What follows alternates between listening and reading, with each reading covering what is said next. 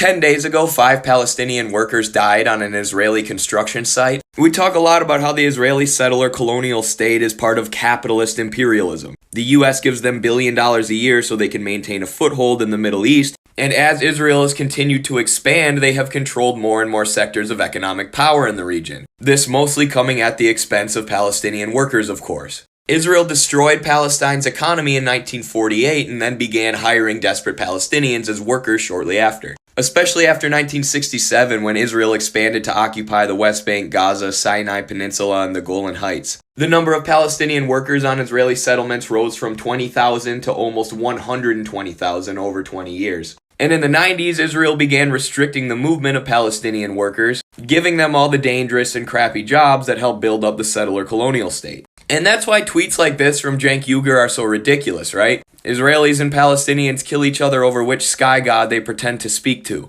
No, they don't, Cenk. Israel destroyed Palestine's economy and drove their people off the land, and Western countries have continued to dump money into them so they can have an economic foothold in the Middle East. Of course, not to say religious factors don't play a role, but understand that for years capitalists have been plundering the Palestinian economy and making huge profits, which can be used to lobby the US government and to continue funding Israel and sending them weapons.